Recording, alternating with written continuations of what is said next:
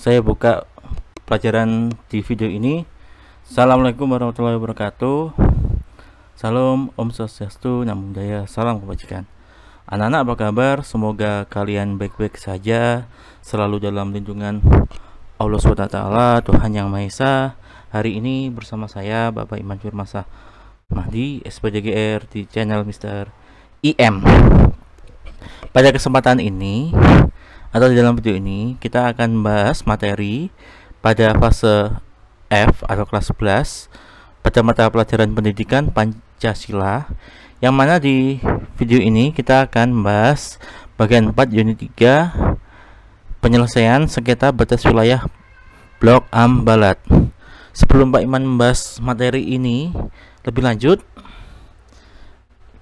kita berdoa terlebih dahulu agar pembelajaran di video ini dapat kalian resapi dengan baik. Berdoa menurut agama dan keyakinan kita masing-masing. Pak Iman bersih, silahkan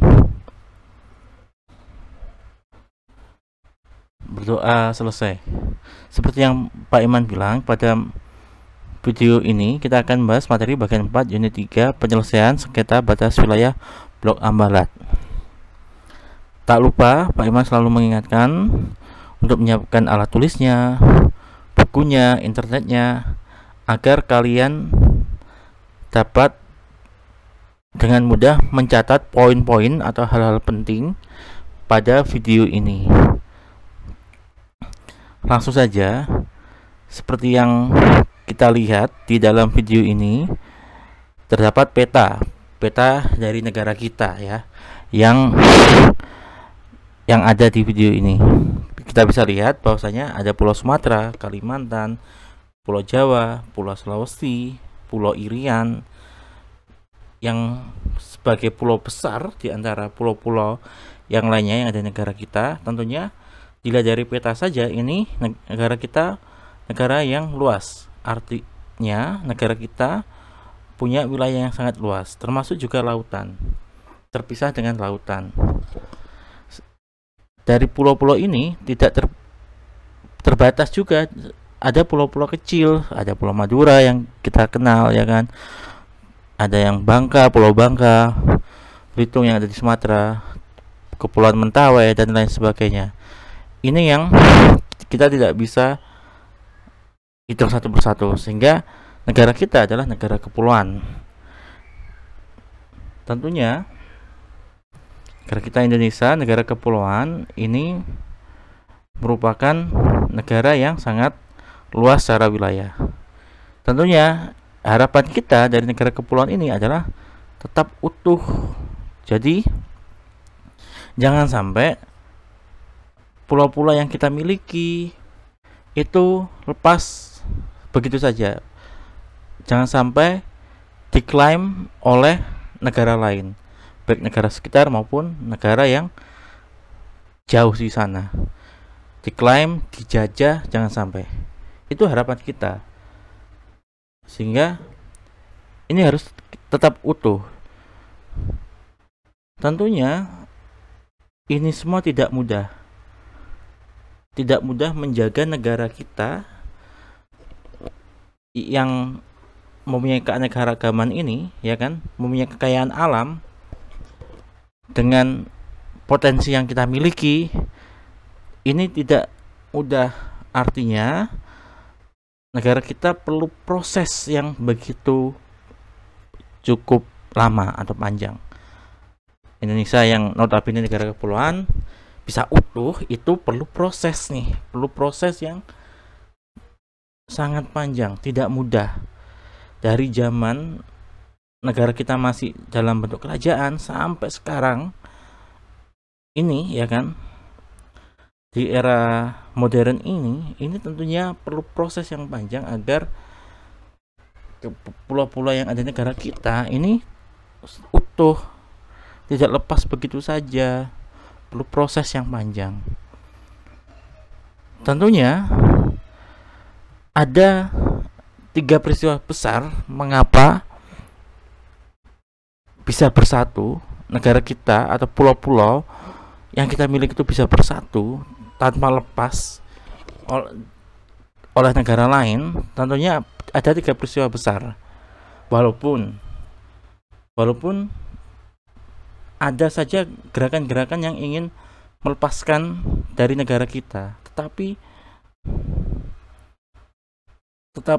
itu kita maklumi dan kita sadari untuk kedepannya bisa merekatkan hubungan antara satu daerah dengan daerah lain agar tetap utuh. Nah, tentunya ada 3 peristiwa besar yang menjadi dasar kita bahwa negara kita itu utuh, yang menjadi dasar bahwasanya kita ini sadar bahwasanya kita ini harus bersatu. Ada 3 peristiwa besar. Apa saja? Yang pertama, peristiwa Sumpah Pemuda ini mencerminkan bahwasanya kesatuan kejiwaan bangsa Indonesia. Jadi di daerah satu dengan daerah lain ini merupakan satu kesatuan jiwa kita sebagai identitas daerah X dengan identitas daerah A, B, C, D yang ada di negara kita itu menjadi satu. Jiwa kita ya jiwa mereka ya jiwa kita. Ketika mereka disakiti, kita juga harusnya ikut tersakiti. Contoh, semisal kita sebagai suku Jawa, semisal ada saudara kita di Irian dijajah oleh atau dipermainkan oleh bangsa asing, tentunya kita juga merasa marah. Kok bisa saudara kita diolok-olok? Kok bisa? Tentunya ini rasa inilah yang muncul di dalam peristiwa Sumpah Pemuda itu. Selanjutnya, peristiwa yang selanjutnya adalah proklamasi kemerdekaan. Bahwasanya proklamasi kemerdekaan ini adalah menyatakan bahwasanya negara kita itu menjadi satu kesatuan kenegaraan, jadi satu identitas, yaitu identitas Indonesia. Di daerah Sumatera dari Sabang sampai Merauke, tentunya mereka akan mengakui bahwasanya ini adalah negara Indonesia. Dari Sabang sampai Merauke inilah negara Indonesia. Mereka mempunyai identitas yang sama dengan kita, yaitu identitas negara Indonesia, yang mana hal ini diproklamasikan di dalam proklamasi kemerdekaan. Itu loh. Yang ketiga adalah deklarasi Juanda, yang mana kesatuan wilayah dan pengakuan secara de jure. Contoh, ketika kita sudah memiliki banyak barang, ya kan, kita punya barang A, B, C, D, E, kita rawat dan kita proklamirkan atau kita umumkan kepada negara-negara lain bahwasanya itu barang kita, itu wilayah kita. Sama, negara kita memiliki wilayah dari Sabang sampai Merauke, ini tentunya harus tercatat, harus kita rawat, dan kita umumkan kepada khalayak dunia bahwasanya dari Sabang sampai Merauke adalah milik negara kita, yaitu negara Indonesia, sebagai satu kesatuan yang utuh. Tentunya ini harus mempunyai dasar yang kuat, diumumkan agar punya dasar hukum yang kuat bahwasanya wilayah itu adalah wilayah kita, wilayah negara kita. Kita bisa bebas mengelola potensi-potensi yang ada di dalam wilayah tersebut. Inilah 3 peristiwa besar yang mana negara kita sebagai negara kepulauan ini agar bisa utuh, walaupun tentunya ada yang lepas 1-2, ada yang ingin berontak sana sini, tapi itulah tantangan kita. Oke, kita pernah lepas nih, pernah kehilangan wilayah X, misal wilayah Y, jangan sampai wilayah yang lain lepas begitu saja. Tidak boleh. Kita harus rangkul saudara-saudara kita dari Sabang sampai Merauke. Ini yang menjadi tantangan besar, pekerjaan rumah yang harus kita selesaikan bersama. Itu deklarasi Juanda yang punya kesatuan wilayah dan pengacara de jure.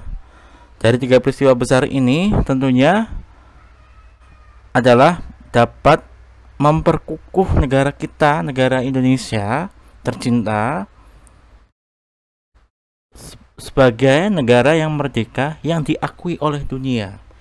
Merdeka bebas dari penjajahan, dalam arti bebas dari penjajahan asing, dan diakui. Jadi negara-negara mengakui bahwasanya ada negara Indonesia yang merdeka.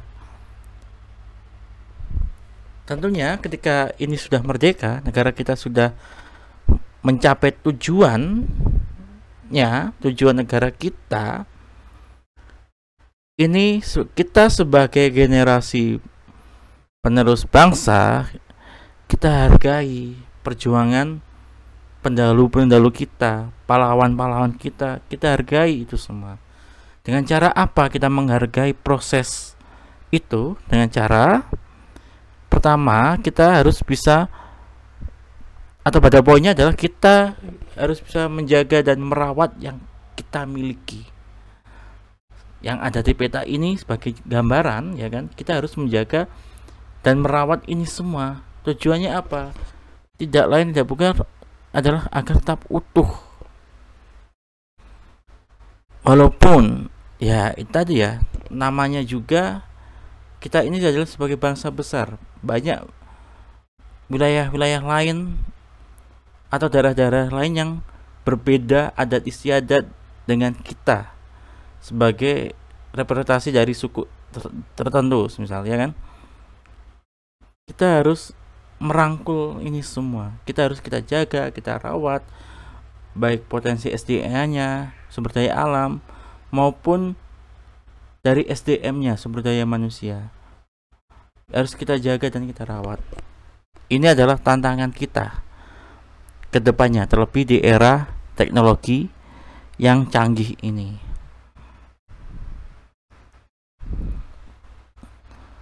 Ini merupakan dari kita yang menjaga apa yang kita miliki.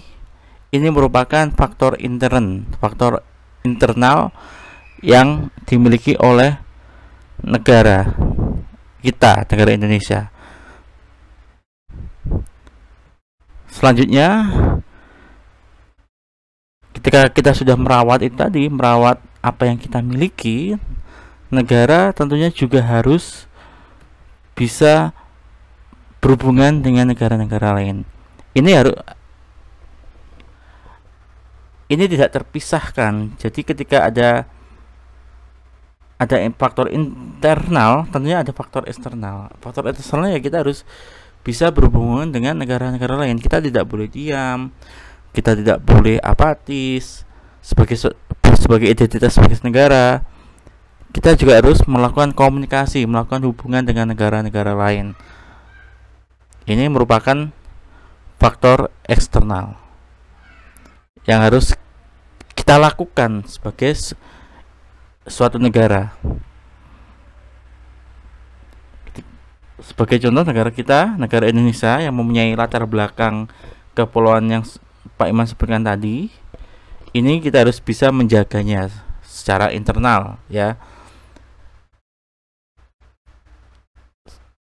Semisal berhubungan dengan negara lain, negara mana Pak? Semisal negara yang terdekat nih, negara-negara sekitar.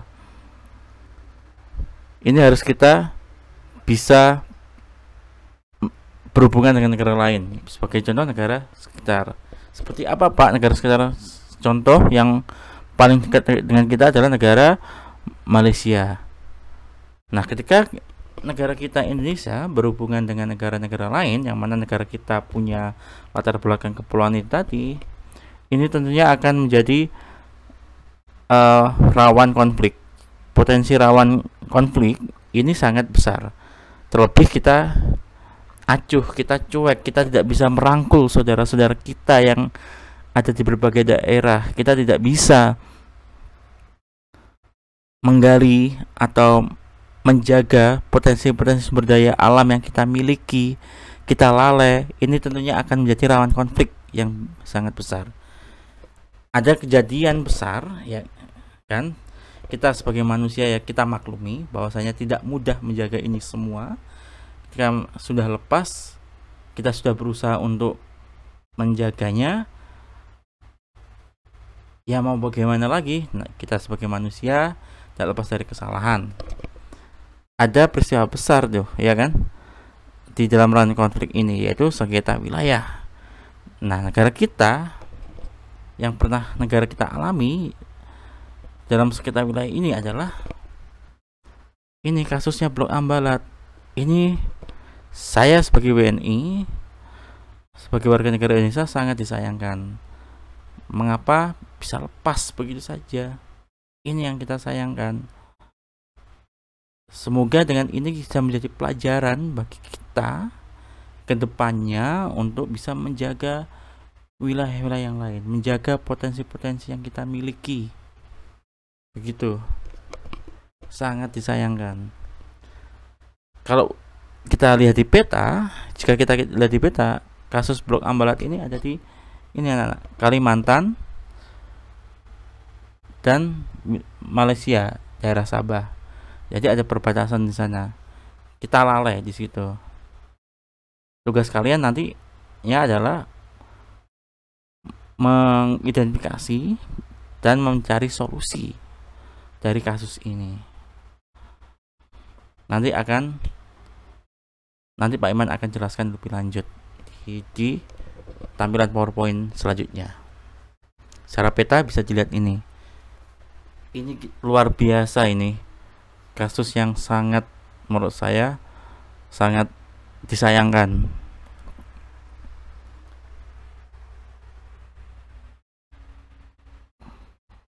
Semoga kita bisa menjaga keakraban, kerukunan saudara-saudara kita yang berbeda agama, suku, ras, dan lain sebagainya. Agar harapan kita agar bisa utuh, negara kita bisa utuh. Begitu. Selanjutnya, Pak Iman akan memberikan tugas terkait materi ini, tugas kelompok bagian 4 unit 3 fase F. Silakan nanti dibentuk kelompok. Tentunya tugasnya adalah jika sudah membuat kelompok, carilah berita yang mencerminkan proses penyelesaian secara damai ya. Secara damai tentunya. Dalam kasus sengketa batas wilayah Blok Ambalat. Lalu ketika sudah menemukan berita, dirangkum beritanya, lalu ditulis nih intinya apa, isi berita atau masalahnya tuh apa nih, masalahnya di situ apa, lalu dijelaskan alasan terjadinya masalah minimal 3. Yang ketiga adalah langkah-langkah penyelesaiannya. Menurut kalian apa nih bagaimana nih langkah-langkahnya, minimal 4. Dan yang terakhir, sikap kita terhadap masalah itu bagaimana untuk kedepannya, minimal 2 poin. Diskusikan dengan teman kalian dan teman kelompok. Hasil diskusi kalian dan teman kelompok dapat dicetak dalam bentuk poster infografis ukuran kertas folio. Dikumpulkan minggu depan ketika kegiatan belajar mengajar berlangsung. Saya rasa ini yang bisa Pak Iman sampaikan pada video ini.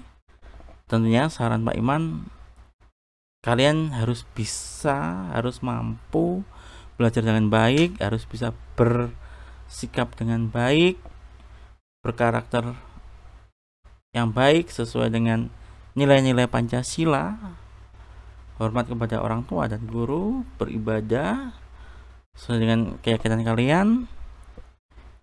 Itu yang bisa Pak Iman sampaikan kepada kalian. Terima kasih. Akhir kata, wassalamualaikum warahmatullahi wabarakatuh. Salam, Om Santi Santi, Om Namo Buddhaya, salam kebajikan. Tetap semangat belajar menuju Indonesia yang kuat dan sehat. Terima kasih.